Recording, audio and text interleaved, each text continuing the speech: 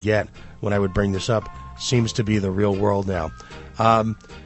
That's the music for the break. Folks, you are listening to Coalition Radio. We can be found at coalitionradio.us, facebook.com, the Coalition Radio, on the Mighty Mighty Twitter, Coalition_radio.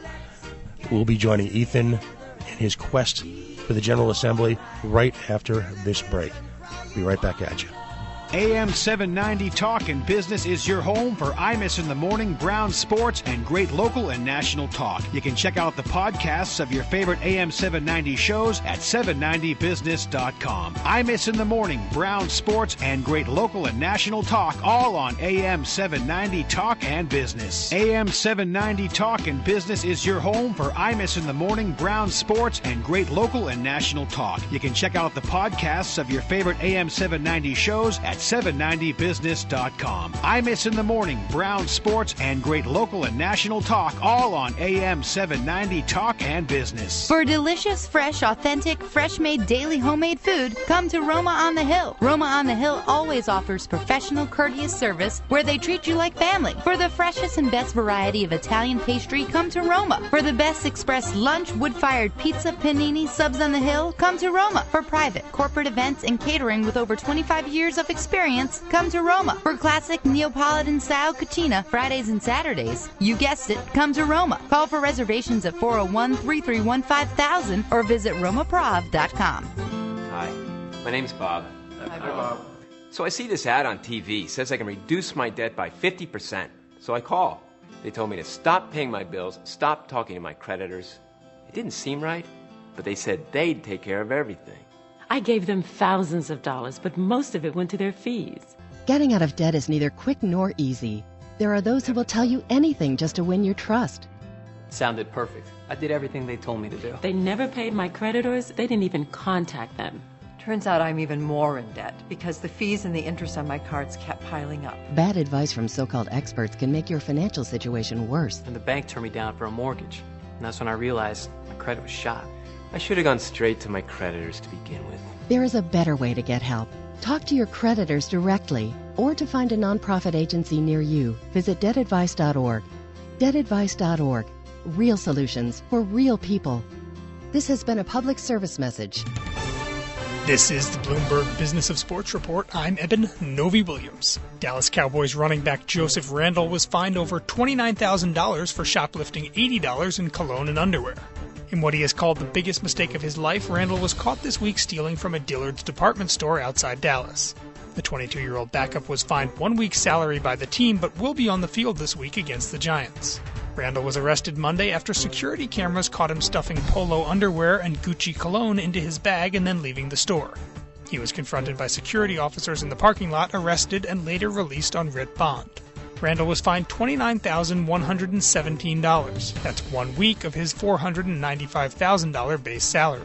The arrest came 1 day after Randle rushed for a season-high 52 yards on 5 carries in the Cowboys' win over the defending Super Bowl champion Seattle Seahawks. That's the Bloomberg Business of Sports Report. I'm Eben Novi-Williams. Attention homeowners. I'm Jay Farner, president of Quicken Loans, and I have some important information for you regarding the U.S. government's Home Affordable Refinance Program, or HARP. We've told you about HARP in the past, and more than 3 million homeowners have already taken advantage of this money-saving program. But there are so many more of you who could be saving hundreds of dollars every month on your mortgage. And Quicken Loans is here to help you save your money. The home loan experts at Quicken Loans fully understand the HARP guidelines. If you weren't HARP eligible in the past, new guidelines could mean that now you are. Give us a call and we'll give you a Quicken Loans mortgage review. It's simple and easy. And for 4 years in a row now, J.D. Power has ranked Quicken Loans highest in the nation in customer satisfaction for primary mortgage origination. Call 800-QUICKEN. That's 800-QUICKEN. Or go to QuickenLoans.com for a mortgage experience that's engineered to amaze. For J.D. Power award information, visit jdpower.com. Payment example excludes taxes and insurance calls. For cost information, equal housing lender license in all 50 states and MLS number 3030. The Dennis Miller Show on AM 790 Talk and Business. Former White House Press Secretary Jay Carney said he would halt flights to West Africa to send a message. That message? That we're not afraid to do things we should have done 2 weeks ago. Or 6 months ago. That's about as, listen, he's completely obsequious, completely sycophantic. That's as far as he can go. Smart, entertaining, and relevant. The Dennis Miller Show. Weekday weekdays at noon on AM 790 Talk and Business, your home for Yankees baseball. Now, back to the Coalition on AM 790 Talk and Business. Join in the conversation at 437-5000 or 888-345-0790. And we are back. I am the PO taxpayer. We are the Coalition. The ground rules. We are issues driven. We are outrage porn free. We do not handicap elections. We are not interested in a candidate's individual fundraising. We are not interested in a candidate's individual polls. We are simply interested in a candidate's, the reason why they should be elected. Today I have the unique privilege of having Ethan Giles here, District 4 candidate, independent candidate for the General Assembly. Ethan, welcome to the show. Thanks for having me. You know, we did a big run-up while we're overcoming a few technical issues in the beginning of the show as to the year of the independent, the rise of the independent candidate. A little bit about Ethan's background. First of all, a graduate of the University of New Hampshire, engineer, civil engineering. Ethan can actually say he's created jobs in this state. As part of his professional engineering experience, he's moved, get this, the office of his company from the People's Republic of Massachusetts here to Providence, Rhode Island. I doubt many of his competitors could actually say that. Ethan, what's your motivation for running? Tell us a little bit about yourself. How did you get here? Sure. Yeah. Well, I'm an engineer. I've followed politics my whole life and been interested in them. I've lived in Mount Hope neighborhood of Providence for 6 years now, and of course that's District 4. This spring was really the catalyst for my wanting to throw my hat in the ring. The Speaker's disgrace, resignment, still everything under investigation. We don't know exactly what went on, but that was sort of the straw that broke the camel's back for me and wanting to get involved. I think that one of the most serious issues facing the state is not so much about ideology or issues, but process. And I think ethics reform is key. We really need to clean the pipes before we can flow anything valuable through them. So that's my main catalyst for jumping in, was to really be a voice for ethics reform, not just say it, but actually be it.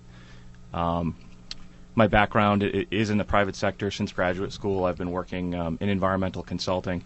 That field, for me, basically involves clients that are private industry, manufacturers, high-tech companies that have historic properties that are contaminated, groundwater and soil contamination issues. We need to go in and clean it up for them and get them in line with state regulations. So you do mitigation, brownfields issues, things like that? Exactly, Superfund sites, that sort of thing. How is Rhode Island doing in that perspective? At one point, we were along with New Jersey, one of the poster childs, basically as a function, I think, of our early role in the Industrial Revolution. How goes that battle here in the state?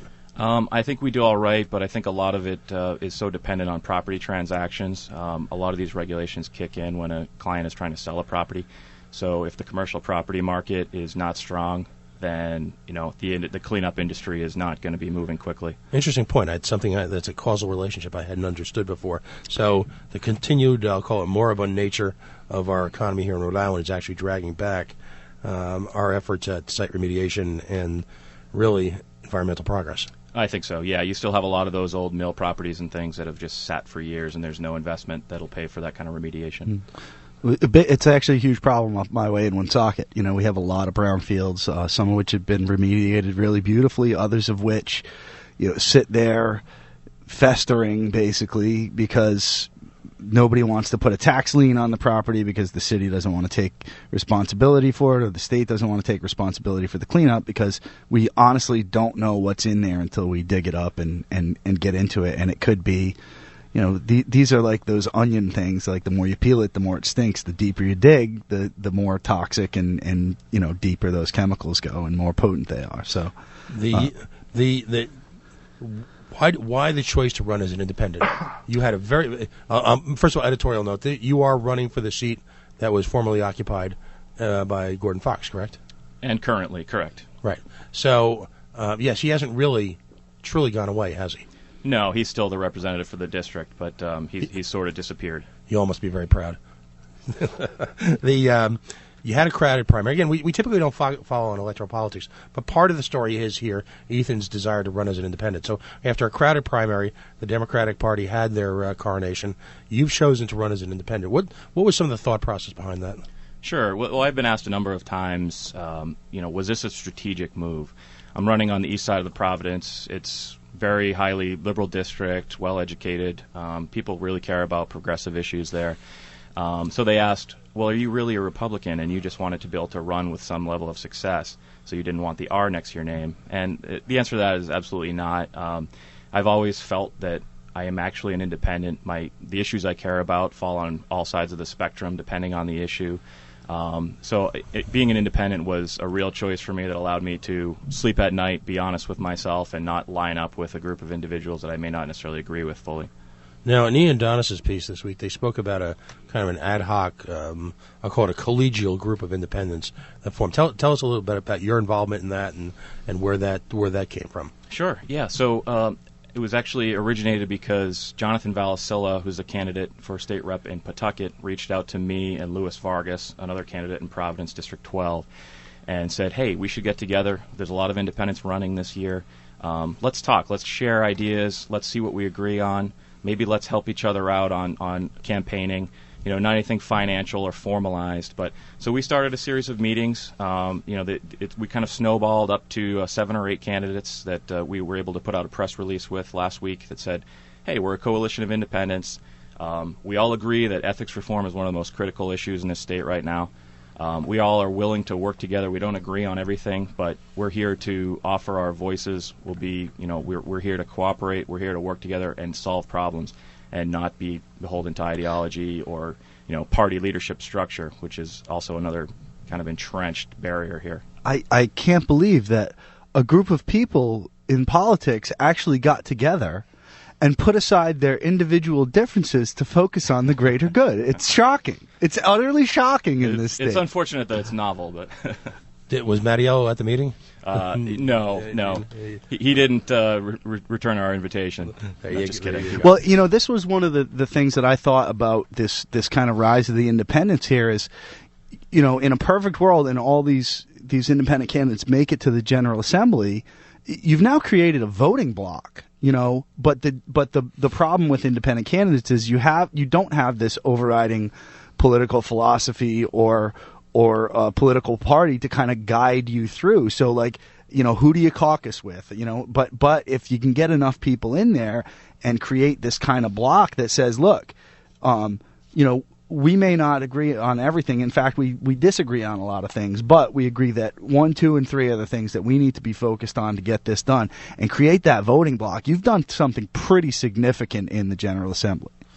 What are those post-ethics reform? Because clearly that drives everything at this point. The state's ability to move forward financially, the state's ability to move forward on any number of key issues always seems to string back to that same issue of ethics. But what are the Ethan Giles issues? What's next on your food chain?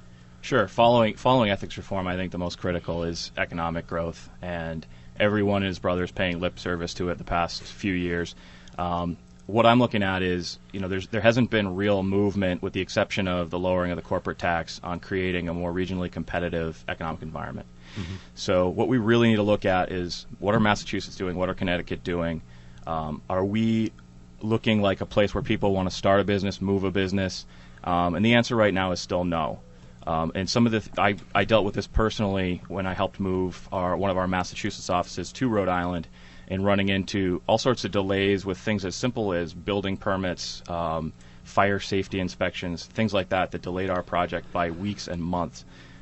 Very simple, low-hanging fruit that can be streamlined to make this a better place for business, and subsequently jobs for a variety of people that are here all across the socioeconomic strata. Now, one of the issues you mentioned was the lowering of the corporate tax. I find it interesting that, and I know Dave's done a lot of study on this, is that we effectively just lowered a tax that hardly anyone pays.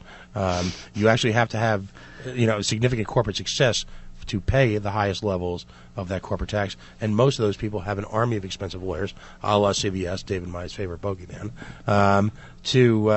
to then, their lifetime's work is to make sure that they don't pay that higher corporate tax. Is there a single tax that you see? If there was Ethan Giles was going to run up to the wall, break the glass, add water, what would that tax be?